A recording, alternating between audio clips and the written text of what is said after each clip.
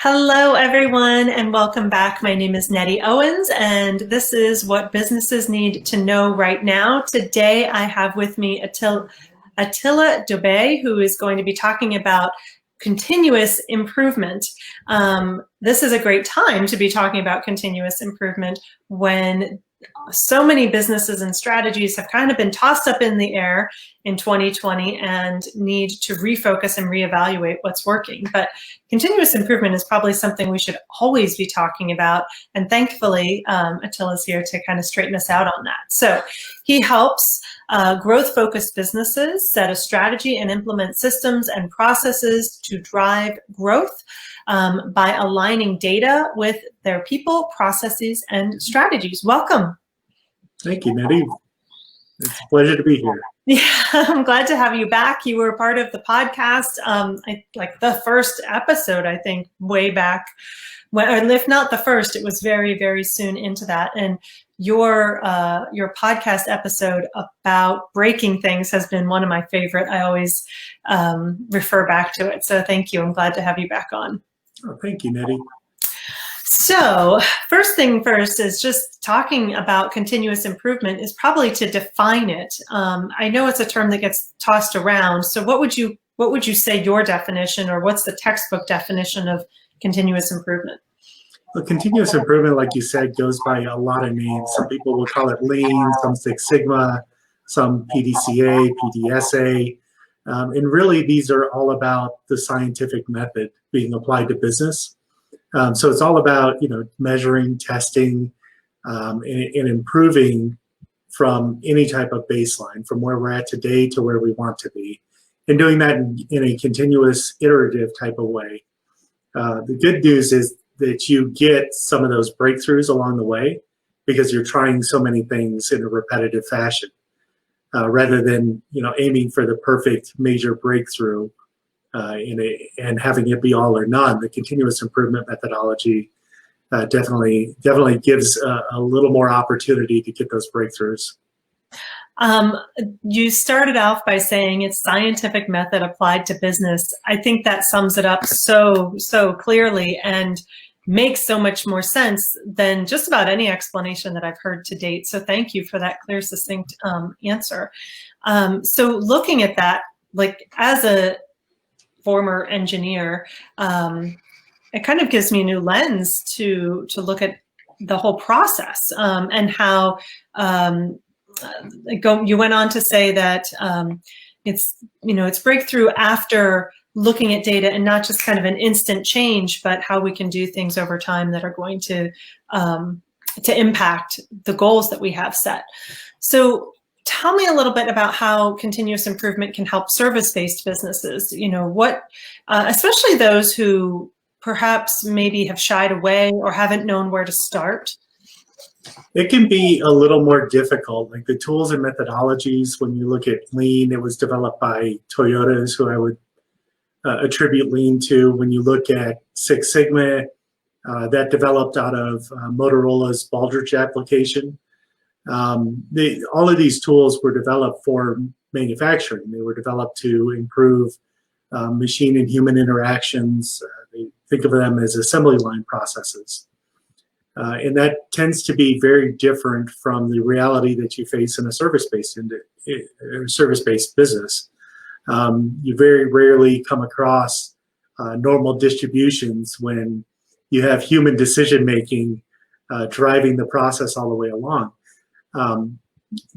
That's the bad news side of it. The bad news side of it is it tends to be very difficult to take one of those canned off-the-shelf solutions like the Toyota way or Six Sigma or even Lean Six Sigma and apply them directly to a service-based business because it's just a very different environment. The analytic tools don't work as well. The good news is with modern data science, when we combine data science with continuous improvement methodologies, those can be very highly impactful for a service-based business. And I know data science can scare people. Just the terms data science, I mean, they think of somebody with glasses like mine, sitting in a dark corner and crunching away at data. In reality, is that the way it works? I'm just confused. It doesn't have to. It doesn't have to. data science can be things as simple as how do we predict an outcome, and how do we prescribe actions to affect that outcome. Now, that could be something as similar as a linear regression. It can be like a decision tree. You don't need to approach your first data science projects writing Python or coding in R. You can literally go through and create a decision tree, a very simple decision tree.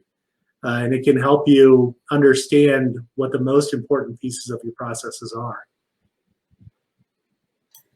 So you're kind of saying it's not as scary as we're making it out to be. Is that?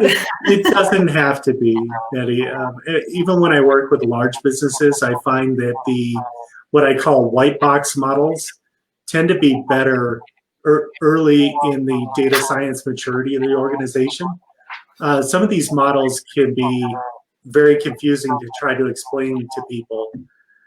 So when we start with things like decision trees or linear regression, things that are much easier to understand with our human minds, those things tend to be much better received and tend to be implemented better within an organization. So it doesn't have to be the super scary, like a vector machine or a neural network.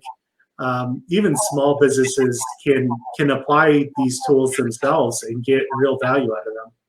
So is there, I guess if somebody's kind of looking at where to start, was there a particular size of business that really is the minimum where bringing on support in this way would make sense? Clearly bigger businesses are enlisting help along these lines to make decisions all the time. But I'm wondering if if there's a business listening, they're like, gosh, am I ready for this, or is what I'm doing sufficient? What would you say?